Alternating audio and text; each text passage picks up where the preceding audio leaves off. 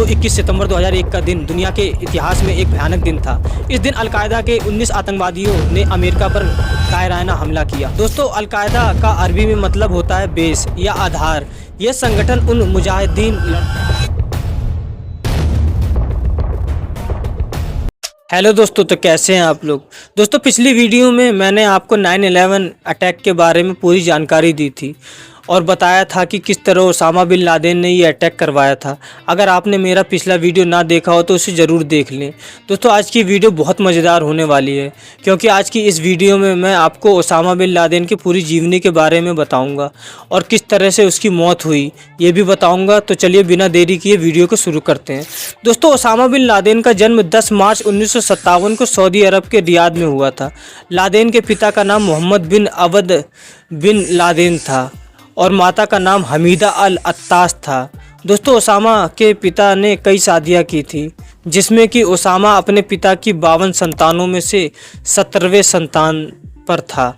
Osama के परिवार में पैसे की कोई कमी नहीं थी। उसके बचपन का ज़्यादातर समय ऐशो आराम से गुजरा था। लेकिन जब ओसामा 10 साल का था तभी 1967 में एक विमान दुर्घटना में उसके पिता की मौत हो गई, जिसने उसकी ज़िंदगी को एक नया मोड़ दिया। अब ओसामा का पालन पोषण उसकी मां के हाथों में था, जो उसे एक सख्त इस्लामिक अनुशासन में रखना चाहती थी। दोस्तों ओसामा ने अपनी प्रारंभिक शिक्षा जेद्दाह के एक इस्लामिक स्कूल में ली, जहां उसे इस्लामिक शिक्षा और अरबी भाषा में गहरी दिलचस्पी हो गई। इस दौरान उसने इस्लामिक शिक्षाओं में खास ध्यान दिया और कट्टरपंथी विचारधारा की ओर झुकने लगा। बाद में उसने किंग अब्दुल अजीज़ यूनिवर्सिटी से सिविल इंजीनियरिंग की पढ़ाई की। वहीं पर उसकी मुलाकात मुस्लिम ब्रदरहुड जैसी कट्टरपंथी संगठनों से हुई, जिन्होंने उसके दिमाग में जिहाद और इस्लामिक राज्य जैसे विचारों को मजबूती दी। दोस्तों ओसामा बिन लादेन की शादी कम उम्र में ही कर दी गई थी, लगभग 17 वर्ष की उम्र में। उसकी शादी नाजवा गहानेम से 1974 में की गई।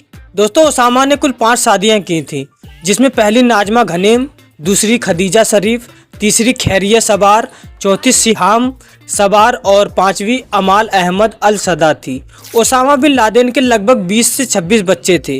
11 सितंबर के हमले के बाद ओसामा के कई बच्चे ईरान भाग गए थे।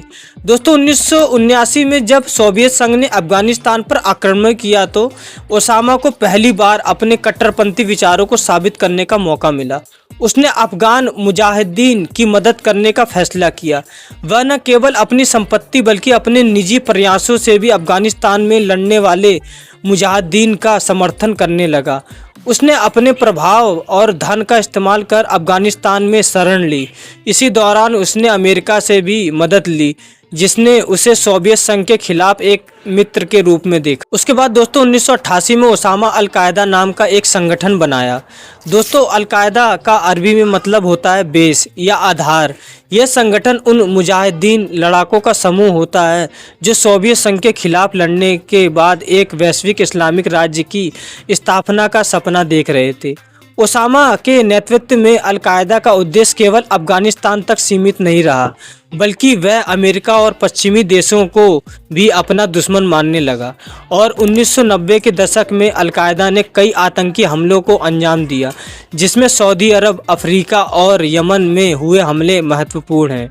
1990 में जब इराक ने कुवैत पर आक्रमण किया और अमेरिका ने सऊदी अरब में अपनी सेना तैनात की, तब ओसामा बिन लादेन ने इसका विरोध किया।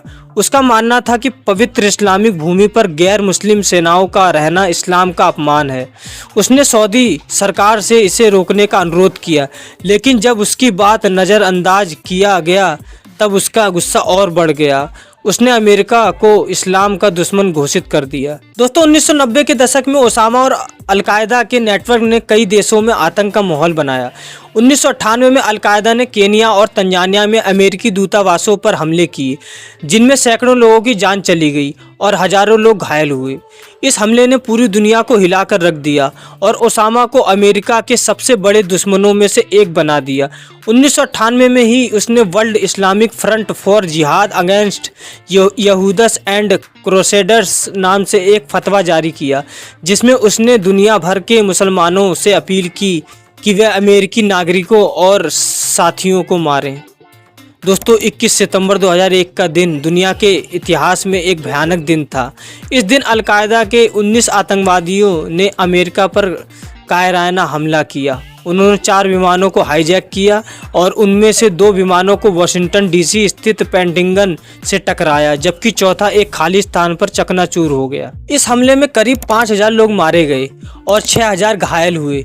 इस हमले ने न केवल अमेरिका बल्कि पूरी दुनिया को आतंकवाद के खतरे का एहसास कराया।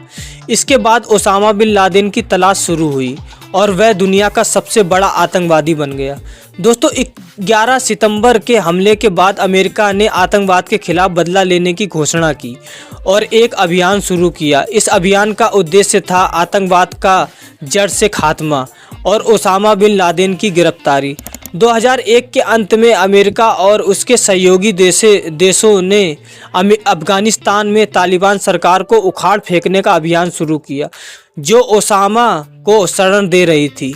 लेकिन ओसामा को पकड़ पाना आसान नहीं था।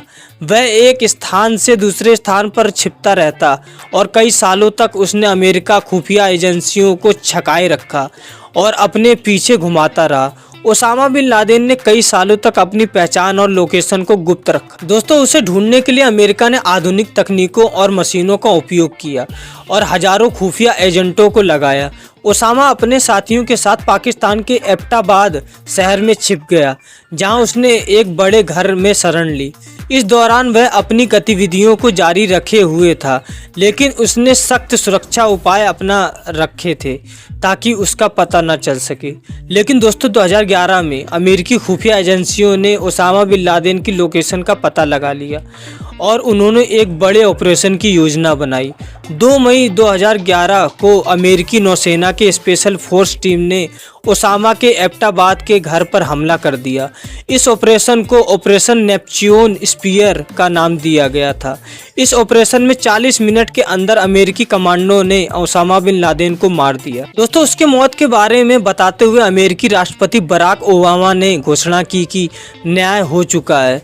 ओसामा के शव को एक अमेरिकी युद्धपोत पर समुद्र में दफन कर दिया गया है। दोस्तों ओसामा के शरीर को समुद्र में दफन करने के 2 कारण थे। पहला, सऊदी अरब ने ओसामा को अपनाने से साफ इनकार कर दिया था और दूसरा, अगर उसकी कब्र बनाई जाती तो आतंकवादियों के लिए तीर्थ स्थल बन जाती, इसलिए इसे समुद्र में दफन किया गया। दोस्तों ओसामा के द्वारा किया गया अमेरिका में 9/11 अटैक पर मैंने एक परफेक्ट वीडियो बनाई है, उसे आप ज़रूर देख लेना। तो दोस्तों ये थी ओसामा बिन लादेन की फुल लाइफ स्टोरी। आशा है वीडियो आपको पसंद आई होगी। धन्यवाद।